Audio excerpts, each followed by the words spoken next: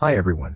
I, Bridget, 35F, have been married to my husband Archie, 37M, for almost 10 years now. Our love story kicked off in a pretty unexpected place, a cozy coffee house. Archie, being the charming guy he is, mustered up the courage to ask me out, and the rest, as they say, is history. Now, as for what we do, well, Archie's in sales, always been a smooth talker, which I guess explains how he won me over. And me? I work as a graphic designer, putting colors and shapes together to make things pop. Our dating life was pretty sweet, nothing too fancy, just a lot of laughs, late night talks, and occasional movie nights cuddled up on the couch. But here's the kicker, our wedding wasn't exactly your fairy tale affair. Nope, it was more of a whirlwind, shotgun style event. You see, not long after we started dating, surprise, surprise, I found out I was pregnant. Cue the panic mode.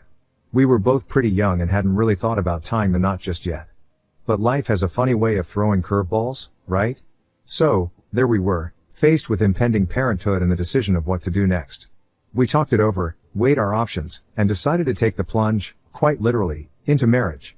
And let me tell you, planning a wedding in record time is no joke. We scrambled to organize a small ceremony, rounding up family and friends to witness our whirlwind union. But you know what? Despite the rush and the chaos, it felt right.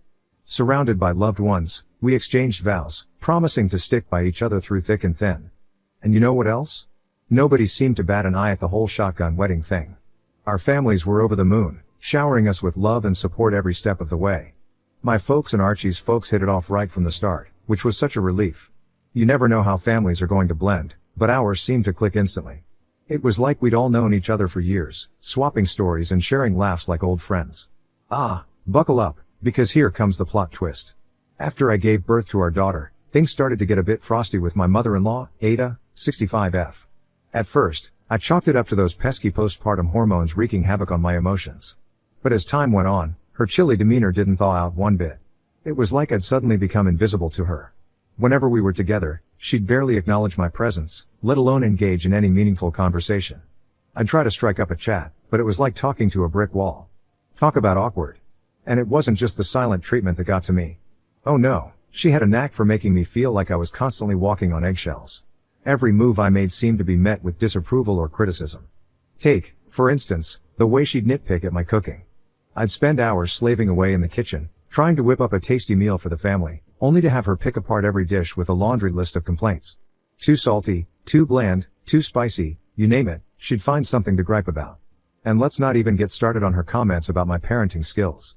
It seemed like she had an opinion on everything, from how I dressed the baby to how I handled bedtime routines. No matter what I did, it was never good enough in her eyes. But perhaps the most frustrating part was her constant comparisons between me and Archie's ex-girlfriends. Yep, you heard that right. It was like she had a highlight reel of all his past flames, and she wasn't shy about reminding me how they were so much better at this or that. I'd smile and nod, trying to brush off her comments, but inside, it felt like a punch to the gut every time. Here I was, doing my best to be a loving wife and mother, and yet I couldn't shake the feeling that I was always falling short in her eyes. And don't even get me started on the passive-aggressive gifts she'd give me on special occasions. You know the ones, the not-so-subtle hints disguised as presents. Like the cookbook filled with recipes for dishes she knew I couldn't stand, or the parenting book that felt more like a critique of my mothering skills than a helpful guide. It got to the point where I dreaded family gatherings, knowing that I'd have to endure another round of her icy glares and backhanded compliments. But despite it all, I refused to let her negativity chip away at my self-esteem. I knew I was a good wife and mother, flaws and all. And while her approval would have been nice, I didn't need it to validate my worth. So, I focused on what truly mattered, my family, my happiness, and the love that Archie and I shared, shotgun wedding and all. However, things got even worse when I got pregnant with my second baby. So, picture this, I'm pregnant, Archie and I are knee-deep in some serious relationship problems, and to top it all off, Ada's chilly attitude is still going strong. Now, Archie and I had our fair share of disagreements, you know, the usual stuff that crops up when two people try to navigate life together. Archie and I might as well have been speaking different languages at times. I'd try to express my feelings, he'd clam up, and before we knew it, we were knee-deep in a game of emotional charades. We'd both been burned in past relationships, and those scars had a way of rearing their ugly heads when we least expected it. It's hard to let your guard down when you've been hurt before, but therapy helped us start to mend those broken pieces. Between work, household chores, and the general chaos of everyday life, it felt like Archie and I were ships passing in the night. We'd become experts at coexisting, but somewhere along the way, we'd forgotten how to truly connect. And with a kid and another on the way, we were also under a lot of financial stress. Money might not buy happiness, but let me tell you, it sure can cause a whole lot of headaches. We'd argue about budgets, splurges, and long-term goals until we were both blue in the face. Enter therapy, our saving grace in the midst of the chaos. Week by week, we'd sit down with our therapist and unpack all the baggage we'd been carrying around. They helped us learn new communication strategies, rebuild trust, carve out quality time, and tackle our financial woes head on. Over time, our financial situation also got better. Archie switched jobs and got a huge pay raise. As if dealing with our own relationship struggles wasn't enough, throw in a pregnancy and my mother-in-law's cold shoulder, and you've got a recipe for emotional overload. Every snide remark, every passive-aggressive gesture, it all felt like salt in the wound. I'd be lying if I said it didn't take a toll on me. There were days when I felt like I was drowning in a sea of negativity, struggling to keep my head above water. And with another baby on the way, the pressure felt 10 times heavier. Even after I had another baby, she would come and talk to Archie and talk to the children, but be cold to me. You'd think adding another little nugget to the family would soften her up a bit, but nope, she stayed as icy as ever. She'd breeze into our home, showering Archie and the kids with affection, while I got the cold shoulder treatment. It was like a broken record, her nitpicking every little thing I did. From how I dressed the kids to how I folded the laundry, nothing escaped her eagle eye. And let me tell you, trying to juggle the demands of 2 little ones while dealing with her constant criticism? Talk about exhausting. Archie and I were doing our best to navigate the wild ride of parenthood with 2 kiddos in tow. It was a whirlwind of diapers, late-night feedings, and endless rounds of peek-a-boo. But amidst the chaos, we found moments of joy, watching our kids grow and learn, their laughter filling our home with warmth. As for Ada, well, she seemed to have a knack for finding fault in everything I did, even when it came to raising the kids. Like the time she dropped by unannounced and caught me feeding my daughter store-bought snacks. You'd think I'd committed a cardinal sin the way she carried on about the importance of homemade meals. Or how about the time she critiqued my choice of daycare for our eldest? According to her, I should have done more research, visited more facilities, yada yada yada. Never mind the fact that I'd spent weeks scouring the internet and touring daycare centers to find the best fit for our family. I also hated her unsolicited advice on discipline. Every tantrum, every time out, she had an opinion on how I should handle it. It was like she thought she knew better than me, the woman who actually spent day in and day out with the kids. But despite her constant interference, Archie and I were determined not to let her negativity affect our family dynamic. We leaned on each other for support, finding strength in our love and commitment to each other. And you know what? It made us stronger, and more resilient in the face of adversity. Everything took a surprising turn at my mother-in-law's 65th birthday bash, which went down just last weekend. Picture this, we're all dolled up, heading to the party, ready to celebrate this milestone moment. And let me tell you, I put some serious thought into her gift. Now, picking out a present for someone who's been less than warm and fuzzy towards you? Not exactly a walk in the park. But call me optimistic, I figured maybe, just maybe, this could be the olive branch we needed to thaw out the icy vibes between us. After much deliberation, I settled on a pair of stunning diamond earrings. They were similar to a set she'd had years ago but had unfortunately misplaced. I thought, hey, what better way to show her I care than with a thoughtful gift that harkens back to happier times. So, we roll up to the party, gift in hand, ready to make nice and put on a brave face. And you know what? Everything seemed to be going swimmingly. People were laughing, chatting, the whole shebang. I handed over my carefully chosen present, a smile plastered on my face, hoping against hope that this would be the olive branch we needed to mend fences. And for a fleeting moment, it seemed like maybe, just maybe, she actually liked it. But then, just as quickly as the moment came, it vanished. Her expression remained as inscrutable as ever, leaving me to wonder if I'd missed the mark once again. The rest of the party went off without a hitch, cake, candles, the whole 9 yards. But deep down, I couldn't shake the feeling that something was off. It was like a cloud looming over an otherwise sunny day, casting a shadow of doubt over my attempts to bridge the gap between us. However, just when I thought everything was going smoothly, I overheard my mother-in-law, Ada, talking to my sister-in-law about how I have the habit of showing off and that's why I gave her the diamond earrings. Her words cut deep, like a knife to the heart. She accused me of having this habit of showing off, implying that my gesture of giving her the diamond earrings was nothing more than a flashy attempt to win her favor. Ouch. I mean, talk about adding insult to injury. Here I was, trying to extend an olive branch, and she goes and twisted it into something ugly and malicious. It felt like a slap in the face, to be honest, like no matter what I did, it was never good enough for her. So, you can imagine the whirlwind of emotions swirling around inside me when I confronted her about it in the kitchen. My heart was pounding, my palms were sweaty, I was a nervous wreck, to say the least. But I couldn't just let her words slide. I needed to know, did she really think I was trying to show off? Was that how she saw me after all this time? It was like a dagger to the heart, hearing her words echo in my mind. And her response? Well, let's just say it didn't exactly ease my troubled mind. She brushed it off, saying something about how giving her diamond earrings wasn't the smartest move considering our financial situation. Like that was supposed to make it better somehow. But I wasn't about to let her off the hook that easily. I pressed her, asking if she truly believed I had ulterior motives behind my gift. Did she think I was trying to buy her affection? To win her over with flashy baubles and empty gestures? Or was I just trying to win over my mother-in-law? She acted surprised, saying what I meant by saying win her over. Well, things went from bad to worse real quick during that kitchen confrontation. I mustered up the courage to lay it all out there, how her constant coldness towards me had been eating away at my soul. But instead of the heartfelt apology or understanding I was hoping for, I was met with a bombshell of accusations. I couldn't believe my ears when Ada hit me with the bombshell, accusing me of trapping her son, Archie. Like, excuse me? Trapping him how? Last time I checked, it takes two to tango, and Archie was just as much a part of this whirlwind romance as I was. I was floored, to say the least. Trapping him? What on earth was she talking about? I demanded answers, desperate to get to the bottom of this twisted tale she seemed to be spinning. She said she knows the truth. My mother, Jane, 63F, told her the truth long ago. I had no idea what she meant. So I pressed for more information. According to Ada, my mom spilled some sort of secret about our shotgun wedding, that I had supposedly baby-trapped Archie into marrying me by getting pregnant. And not just once, but twice. She accused me of purposely getting pregnant again when Archie and I were going through rough patches, just so he wouldn't leave me. I was floored, to say the least. It was like a punch to the gut, hearing such outrageous accusations coming from someone I thought I could trust. I mean, how could my own mother feed into such hurtful lies? And why would Ada even believe such nonsense? But despite the disbelief swirling inside me, I knew I had to set the record straight. I squared my shoulders, looked Ada straight in the eye, and told her, in no uncertain terms, that she was dead wrong. I told her how I never once manipulated or coerced Archie into marrying me. Heck, I didn't even bring up the topic of marriage after I found out I was pregnant that first time. It was Archie who made the decision to propose, not me. And as for getting pregnant again during rough patches in our relationship, that was nothing more than a cruel fabrication. Sure, Archie and I had our fair share of ups and downs, but never, not once did I resort to such manipulative tactics to keep him by my side. I could feel the anger bubbling up inside me, fueling my determination to set the record straight. I told Ada that if she wanted the truth, she could ask her own son.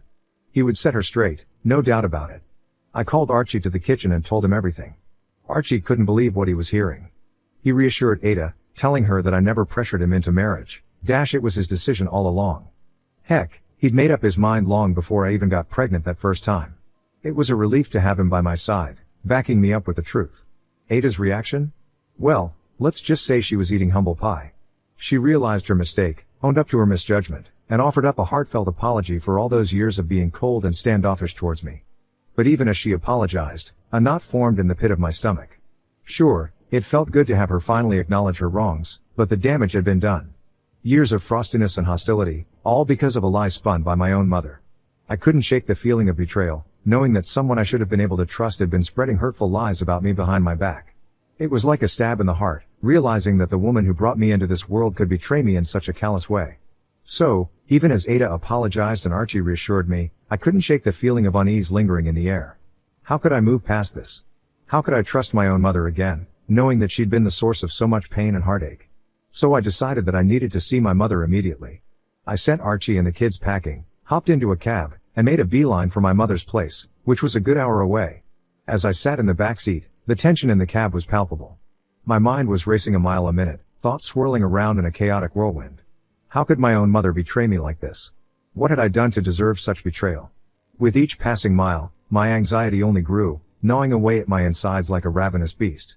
I needed answers, and I needed them now.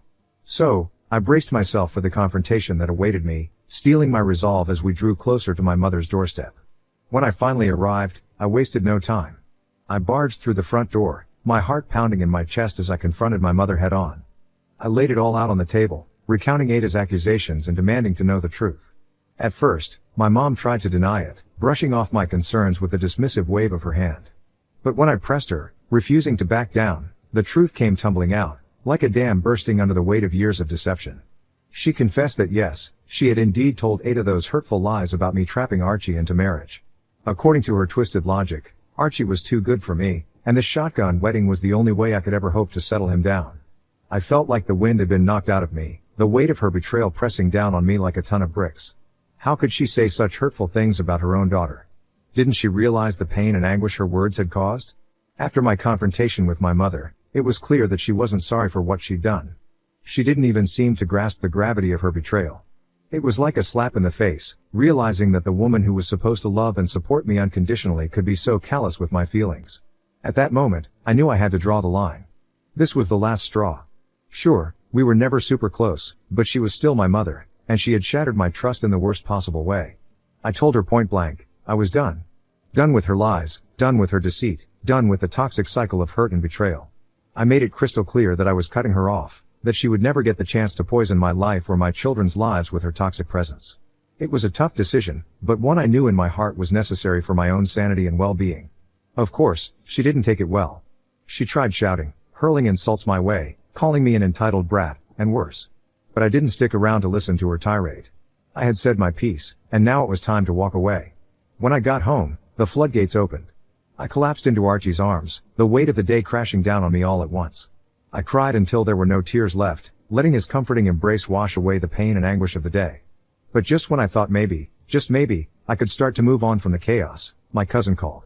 And let me tell you, they didn't hold back. They told me straight up that I might have been a little too harsh, that cutting my mother off from her grandchildren might be a step too far. That made me think. Had I been too hasty in my decision? So, Ida for cutting off my mother because she lied to my mother-in-law about how I trapped my husband by getting pregnant? Update 1. The next day after everything happened, Ada showed up at our place with some food. I have to admit, I was taken aback. After everything that had gone down, I wasn't sure what to expect from her.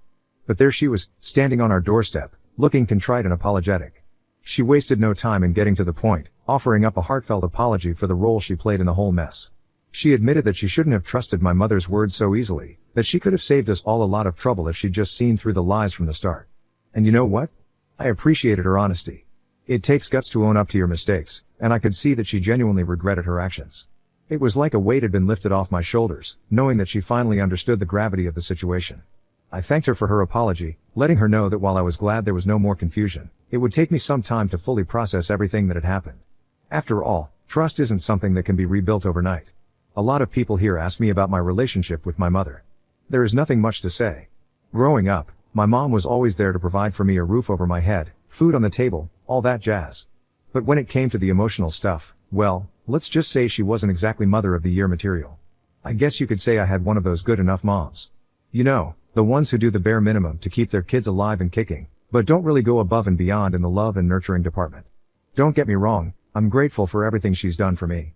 But there's always been this nagging sense of emptiness, this feeling that something vital was missing from our relationship. Maybe I was too stupid to realize it at the time, too caught up in my own little world to see the cracks forming in the facade of our family dynamic.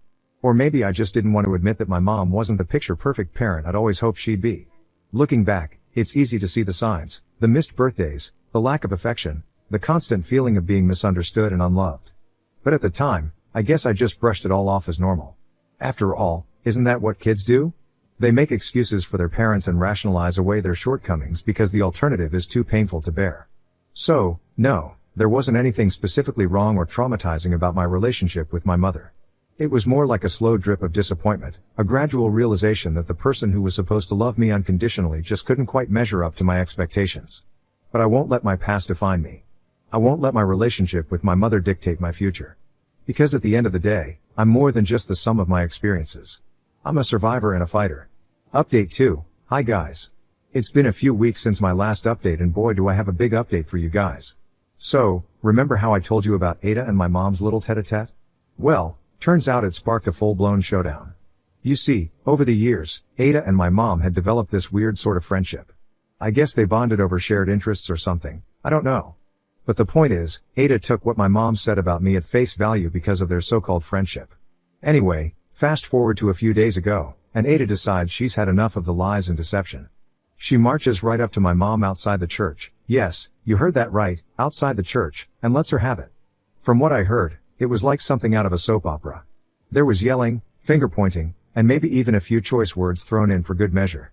Needless to say, it caused quite the scene, and pretty much everyone in our circle got wind of it. Now, you'd think my mom would be mortified, right? I mean, getting called out like that in public? Talk about embarrassing. But knowing her, she probably just brushed it off like it was no big deal. As for Ada, well, I think she felt pretty relieved to finally get everything off her chest. It was like a weight had been lifted, knowing that she'd stood up for me and set the record straight once and for all. But my mom wasn't going to take it well. She didn't call or text me after I confronted her. But she did start calling me after Ada humiliated her. Suddenly, my phone starts blowing up with voicemails from her, all angry, all blaming me for her newfound misery.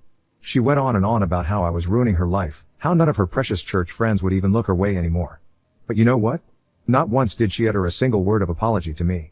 Now, normally, I might have caved and called her back, tried to smooth things over like the dutiful daughter I'm supposed to be.